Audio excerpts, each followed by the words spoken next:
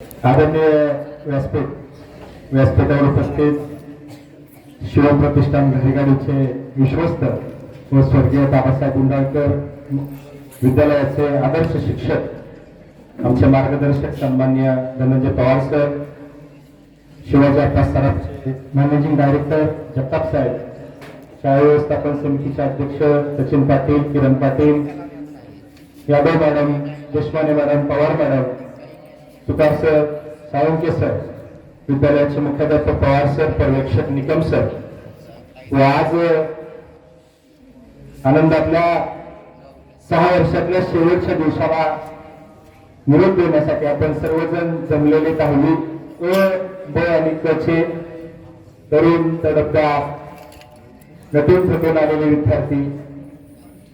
खर तर सगळ्यांच्या भाषणातून आपल्याला एकच जाणवलं की आज निरोपाचा क्षण घेत असताना 5वीच्या वर्गातून ज्यावेळी आत एंट्री करतो त्यावेळी घरचे आणून वर्गात बसवतात. इथं बस, त्यावेळी रडत रडत पाय घासत कसं तरी वर्गातून बसतो.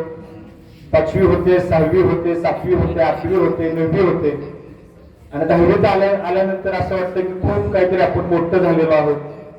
मग तो दंगा, ती मस्ती, 6 वर्ष केलेला दंगा, हा सगळं काय आठवत असतं. आणि आज निरोप देताना 5वीत ऍडमिशन घेताना डोळ्यात आलेलं पाणी हे शाळेत जाऊ नये म्हणून असतं, पण 10वी सोडत असताना डोळ्यात पाणी असतं, ते शाळा सोडू नये म्हणून पाणी असतं. आज प्रत्येक जण रडणार आहे, प्रत्येक जणाच्या डोळ्यामध्ये अश्रू येणार आहेत, शिक्षकांचे येणार आहेत, विद्यार्थ्यांचे येणार आहेत. आणि हे अश्रू आनंद अश्रू असतील, आठवणींचा हिंदोळा असेल, 6 वर्षात केलेल्या गप्पा गोष्टी असतील, 6 वर्षात केलेली मैत्री असेल, 6 वर्षात शिक्षकांच्या बरोबर साधलेले हितगुज असेल, सगळं त्याचा मागे वळून बघत असताना आम्ही या शाळेसाठी काय करू शकलो. मगाशी मी पाहुण्यांना त्या 10वीची खास ओळख करून देताना सांगितलं की पवार सर ही मुलं ज्यावेळी 7वीत होती त्यावेळी त्यांना आरती पाटील नावाच्या मॅडमचे शिक्षक आहेत, पण त्या मॅडमने सांगितलं होतं की मुलांना आपल्या शाळेचं बांधकाम सुरू आहे, आपण काहीतरी शाळेसाठी करूया. मुलांनी ह्या ठरवलं होतं त्यावेळेचे की वर्षभर खाऊ खायचा नाही आणि आपल्या शाळेला काहीतरी द्यायचं. म्हणून त्यावेळी काहीतरी 47,700 रुपये जमले होते. मॅडमने त्यातली वर्ष रक्कम घातली आणि शाळेला त्यावेळी 7,777 रुपये वर्गणी त्यावेळेला दिली होती. आपल्याला जागृतीची ओढ ह्या मुलांना कायम स्वरूपी तिथपासून लागत राहिली. आज आपल्याला मुलांनी जवळजवळ 20,000 रुपयांचा करावं सॉंग दिलेला आहे, याची गरज आहे. आणि याचं सॉंगचं वापर शेंडे मॅडम, केपी पाटील मॅडम, कुंभार सर यांनी येणाऱ्या पुढील वर्षात किंवा ह्या वर्षात राष्ट्रगीतापासून बऱ्याच शाळांमध्ये संध्याकाळी वंदे मातरम लावलं जातं, आपल्या शाळेत लावलं जात नाही. शाळा सुटताना वंदे मातरम सुद्धा तुम्ही लावावे, शाळेची सुरुवात करावं की नव्हावी आणि शाळेचा शेवटचा वंदे मातरम सुद्धा या करावकेवरून व्हावा. कारण की तुमचा आवाज, तुमची आठवण या शाळेच्या या करावकेवरून सतत इथून पुढे वाजत राहणार आहे. खरं तर वर्षभर या मुलांना मार्गदर्शन करण्याची संधी मिळत असते. मी कधीही शाळेत येताना कुठल्याही डायरेक्ट ऑफिसमध्ये पवार सर कधीच जात नाही, कुठल्या तरी वर्गात जायचं. मग तो 10वीचा वर्ग असेल, 9वीचा वर्ग असेल, मुलांची हितगुज साधायचं. मागच्या महिन्यात 1.5 महिन्यापूर्वी मुलांना हितगुज साधत असताना सांगितलं होतं दिवस किती राहिलेत. मुलं दिवस सांगायची, दिवस मोजायची. मुलांना सांगताना भारी वाटायचं की आज फक्त पास व्हायला आपल्याला संधी नाही, फक्त पास होऊन चालणार नाही, तर गुणांकाने पास झालं पाहिजे. गुणांकाने पास होत असताना आपण कुठं कमी आहे, शिक्षकांना आपला शिक्षक कुठे द्यायला कमी पडतात. सतत मुलांना मार्गदर्शन करत असताना मुलांच्या जाणीवा आणि उणीवा कुठं भरून काढता येतील असं सतत मार्गदर्शन मुलांना करण्याची संधी मिळायची. खरं तर आज 10वीचा निरोप समारंभ म्हणजे तुमच्या आयुष्यातला सर्वोच्च मोठा समारंभ. कारण की तुम्हाला आज प्रत्येकाला वाटत असतं की कधी कॉलेजला जाते मी, कधी कॉलेजला जातोय मी. पण बाळाने 10वीची परीक्षा होईल, 3 महिने सुट्टी घाल, त्यानंतर एखादा कोर्स कराल, कॉलेजला ऍडमिशन घ्याल, 100% निकाल लागणार आहे. निकम सरांनी शब्द दिलायच. पण हा निकाल लागल्यानंतर ज्यावेळी कॉलेजमध्ये पहिलं पाऊल ठेवाल त्यावेळी तुमच्या डोळ्यात आनंदाचे अश्रू असणार आहेत. लेका आपली शाळाच बरी होती.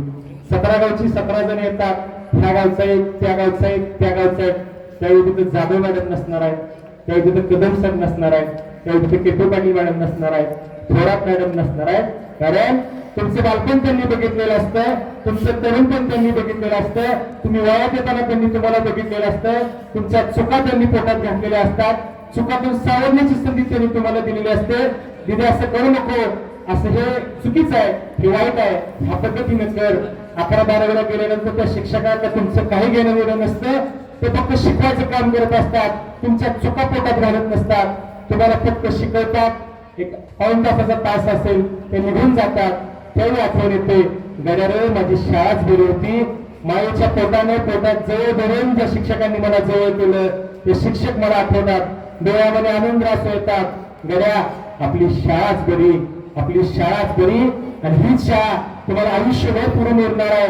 कारण या शाळेत केलेले संस्कार, या शाळेत तुम्हाला दातृत्वाची लागलेली सवय, या शाळेत तुम्हाला कर्तृत्वाची लागलेली सवय, या शाळेत तुम्हाला नेतृत्वाची लागलेली सवय, ही आयुष्यभर तुम्हाला पुरून उरणार आहे. मग तुम्हाला तुमचे शिक्षक आठवतील. आज 20 वर्षानंतर काही लोक एकत्र येतात, गेट टुगेदर घेतात, 30 वर्षानंतर एकत्र येतात. त्यावेळी त्यांना वाटतं की मी तुझ्यावर भांडले होते रे, एखाद्याला वाटतं मी तुझ्यावर बोललो होतो रे. 30-35 वर्षानंतर ती लोक एकत्र येतात. जवळ एखाद्याला 35 वर्षानंतर बघितलं तर एकमेकाला मिठा मारतात, डोळ्यामध्ये आनंद असू येतात. तुझ्याशी भांडलो होतो रे, तुला असं बोललो होतो रे. तुमचे भांडण असतील, तुमचे वाद असतील, आजच मिटून जावा. कुठल्या मित्राला, कुठल्या मैत्रिणीला कधी काय म्हटलं असेल त्याला आज प्रेमानं मिठीत घ्या आणि त्याला सांगा, रे बाबा माझं चुकलं होतं, मी तुला 5वीत असताना असं म्हटलं होतं, 6वीत असताना असं म्हटलं होतं. तुमचे वाद आजच संपवा. परत इथून पुढचे तुमचा कुठलाही वाद होणार नाही, कुठलाही तुमच्यामध्ये भांडण होणार नाही, तुम्हाला कधीही वाईट वाटणार नाही याची प्रत्येकाने काळजी घ्या. तुम्हाला जाता जाता एक गोष्ट सांगणार आहे की एका गावामध्ये ठरवलं जातं की त्याच्या मुलांना सांगितलं जातं की डोंगर आहे आणि डोंगरावरती चढायचं आहे. गावातली बरीच लोक सांगत असतात की त्या डोंगरावरती आजपर्यंत कोणीच चढलं नाही. गावातले 5 पोरं तयार होतात, गावातले आबावर ते सांगत असतात की बाबा हो, त्या डोंगरावर चढू नका, डोंगरावरती जाऊ नका. डोंगराच्या माळावरती एक वडाचं झाड आहे, तिथे भूत आहे म्हणून त्यांना सांगितलेलं असतं. आणि पूर्वपार त्यांच्या मुलांच्या मनात ते बिंबवलेलं असतं की जाऊ नका. 5 मुलं काही विचार करत नाहीत, चढायला चालू करतात. गावकरी खालून ओरडत असतात, अरे वर जाऊ नका, वर जाऊ नका, वर जाऊ नका. 5च्या 5 एका टप्प्यावर चढतात. त्यातला एक मुलगा विचार करतो, मागची येडे आहेत का, ती काहीतरी सांगत असतील, ती मला अडवत असतील. तो तिथून मागे येतो, तो त्या शर्यतीतनं माघार घेतो. 4 जण राहतात, तरी ती मुलं वर चढू लागतात. परत खाल्लं लोक ओरडतात, वर जाऊ नका, वर भूत आहे, ते काहीतरी तुम्हाला करेल, तुमच्यावर आघात करेल. त्यातला एक जण मागे फिरतो, तिसराही मागे फिरतो, 2 जण पुढे जातात, पुढे जात राहतात, जात राहतात, जात राहतात. आणि गेल्यानंतर त्यातला सुद्धा एक जण मागे येतो. त्याला वाटतं की काहीतरी सांगणारी येडे, मागची चढ गेल्यात, आपण कशाला थांबायचं. तेही 3 जातात, तोही 4था निघून जातो आणि एक जण पुढे जातो. आणि जी काही शर्यत लागलेली असते, वडाच्या झाडाच्या जाऊन गुंड्याला बसायचं आणि तिथून मागे यायचं, तो शर्यत जिंकतो. ज्यावेळी तो खाली येतो आणि त्याला विचारलं जातं की आम्ही सगळी खाल्ल्या जण ओरडत होतो, तुला शक्य होणार नाही, तुला जमणार नाही, ती गोष्ट तू करू नको, तरी सुद्धा तुला कसं कळलं नाही. त्याने सांगितलं मी बहिरा आहे. त्याने सांगितलं मी बहिरा आहे. असंच आपलं आयुष्य जगताना आपण जर एखादं ध्येय डोक्यात घेतलं ना, तर ध्येय गाठण्यासाठी बहिरे व्हा. त्या पद्धतीने जसा वरातीत घोडा असतो, घोड्याला बांधलेला असतं, घोड्याला फक्त एकच लक्ष दिसत असतं, वरात पूर्ण करायची, तो पळणारा घोडा नसतो. त्या पद्धतीने आपलं आयुष्य सुद्धा एखाद्या गोष्टीसाठी मिळवत असताना बहिरे व्हा.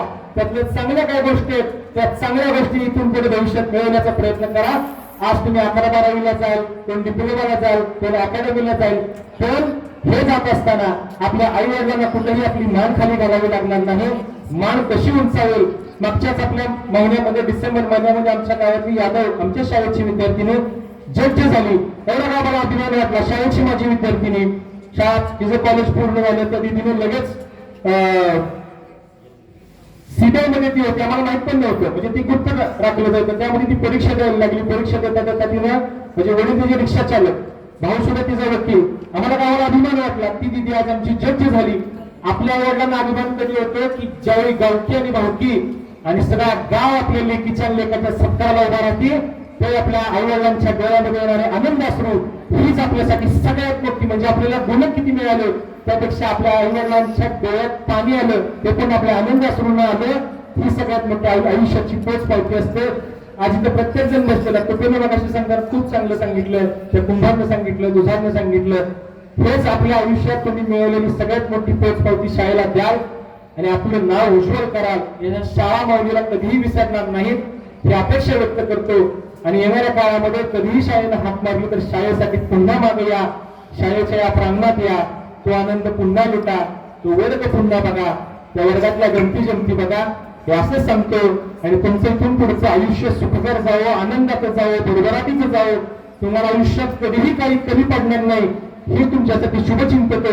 शुभचिंतन समारंभानिमित्ताने तुमच्यासाठी हे शुभचिंतन असेल एवढीच अपेक्षा व्यक्त करतो. गावाचं स्वतःचं आईवडिलांचं नाव हे उज्ज्वल करा.